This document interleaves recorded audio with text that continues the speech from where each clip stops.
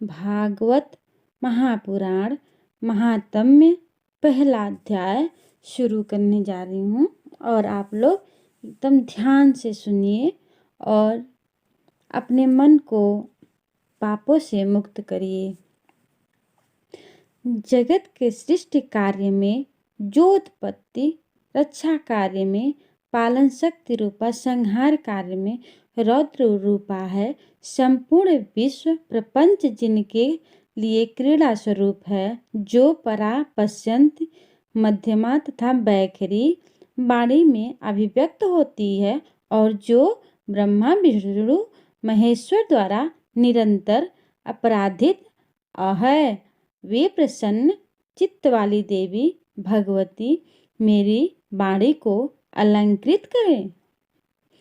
श्री नारायण नरों में श्रेष्ठ श्री नर भगवती सरस्वती और महर्षि वेदव्यास को प्रणाम करने के पश्चात ही जय का पाठ प्रवचन करना चाहिए।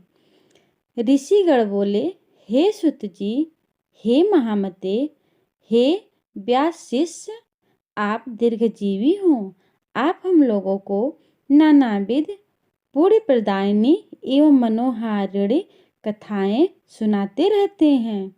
भगवान विष्णु के सर्व पाप विनाशक परम पवित्र एवं उन अवतार कथाओं से संबंधित अद्भुत चरित्रों को हमने भक्ति पूर्वक सुना और इसी प्रकार हमने भगवान शिव के अलौकिक चरित्र तथा भस्म और रुद्राक्ष के ऐतिहासिक महात्म्य का श्रवण करके मुखार बिंदु से किया। हम लोग अब ऐसी परम पावन कथा सुनना चाहते हैं जो बिना प्रयास के ही मनुष्य को भोग एवं मोक्ष प्रदान करने में पूर्ण रूप से सहायक हो। हे महाभाग, अतः आप उस कथा का वर्णन करें जिनके द्वारा मानव कलयुग में भी सिद्धियां प्राप्त कर ले, क्योंकि हम आपसे बढ़कर किसी अन्य को नहीं जानते जो हमारी शंकाओं का निवारण कर सके। सूत जी बोले, हे महाभाग, ऋषियों, आप लोगों ने लोक कल्याण की भावना से अत्यंत उत्तम प्रश्न किया है, अतः मैं आप सभी के लिए समस्त शास्त्रों का जो सार है उसे पूर्ण रूप से बताऊंगा। समस्त तीर्थ पुराण और व्रत तभी तक गर्जना करते हैं जब तक मनुष्य श्रीमद्देवी भागवत का सम्यक रूप से श्रवण नहीं कर लेते। मनुष्य के लिए पाप रूपी अरण्य तभी तक दुखप्रद एवं कंटकमय रहता है जब तक मद्वी भागवत रूपी परशु उपलब्ध नहीं हो जाता। मनुष्यों का उपसर्ग रूपी घोर अंधकार तभी तक कष्ट पहुंचाता है जब तक श्रीमद्देवी भागवत रूपी सूर्य उनके सम्मुख उदित नहीं हो जाते। ऋषिगण बोले, हे वक्ताओं में श्रेष्ठ महाभाग सूत जी, आप हमें बताएं कि वह श्रीमद्देवी भागवत पुराण कैसा है और उसके श्रवण की विधि क्या है। उस पुराण को कितने दिनों में सुनना चाहिए। पूजन विधान क्या है। प्राचीन काल में किन किन मनुष्यों ने इसे सुना और उनकी कौन कौन सी कामनाएं पूर्ण हुई। सूत जी बोले, प्राचीन काल में पराशर ऋषि द्वारा सत्यवती के गर्भ से विष्णु के अंश स्वरूप मुनि व्यास उत्पन्न हुए, जिन्होंने वेदों का 4 विभाग करके उन्हें अपने शिष्यों को पढ़ाया। पतितों, ब्राह्मण धर्मों, वेदाध्ययन के अधिकारियों, स्त्रियों एवं दूषित बुद्धि वाले मनुष्यों को धर्म का ज्ञान कैसे हो। मन में ऐसा विचार करके भगवान बादरायण व्यास जी ने उनके धर्म ज्ञानार्थ पुराण संहिता का प्रणयन किया। उन भगवान व्यास मुनियों ने 18 पुराणों में महाभारत का प्रणयन करके सर्वप्रथम मुझे ही पढ़ाया। उन पुराणों में श्रीमद्वी भागवत पुराण भोग एवं मोक्ष को देने वाला है। व्यास जी ने राजा जन्मेजय को यह पुराण स्वयं सुनाया था। पूर्व काल में इन जन्मेजय के पिता राजा परीक्षित तक्षक नाग द्वारा काट लिए गए, अतः पिता की संशुद्धि के लिए राजा ने तीनों लोकों की जननी देवी भगवती का विधिवत पूजन अर्चन करके 9 दिनों तक व्यास जी के मुखार बिंदु से इस श्रीमद्भागवत पुराण का श्रवण किया। इस नवाह यज्ञ के संपूर्ण हो जाने पर राजा परीक्षित ने उसी समय दिव्य रूप धारण करके देवी का सालोक्य प्राप्त किया। राजा जन्मेजय अपने पिता की दिव्य गति देखकर और महर्षि वेदव्यास की विधिवत पूजा करके परम प्रसन्न हुए। सभी 18 पुराणों में यह श्रीमद्भागवत पुराण सर्वश्रेष्ठ है और धर्म, अर्थ, काम तथा मोक्ष को प्रदान करने वाला है। जो लोग सदा भक्ति श्रद्धा पूर्वक श्रीमद्भागवती कथा सुनते हैं, उन्हें सिद्धि प्राप्त होने में रंच मात्र भी विलंब नहीं होता है। इसलिए मनुष्यों को इस पुराण का सदा पठन श्रवण करना चाहिए। पूरे दिन के आधे समय तक, चौथाई समय तक, मुहूर्त भर अथवा एक क्षण भी जो लोग भक्ति पूर्वक इसका श्रवण करते हैं, उनकी कभी भी दुर्गति नहीं होती। मनुष्य सभी यज्ञों, तीर्थों तथा दान आदि शुभ कर्मों का जो फल प्राप्त करता है, वही उसे केवल एक बार श्रीमद्भागवत पुराण के श्रवण से प्राप्त हो जाता है। सत्यगुरु आदि युगों में तो अनेक प्रकार के धर्मों का विधान था, किंतु कलयुग में पुराण श्रवण के अतिरिक्त मनुष्यों के लिए अन्य कोई सरल धर्म विहित नहीं है।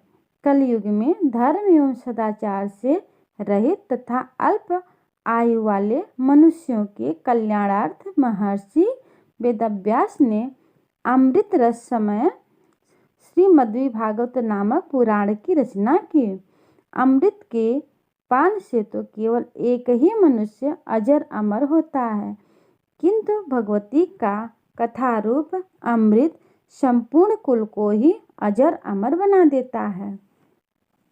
श्रीमद्भागवत के कथा श्रवण में महीनों तथा दिनों का कोई भी नियम नहीं है, अतएव मानवों द्वारा इसका सदा ही सेवन किया जाना चाहिए।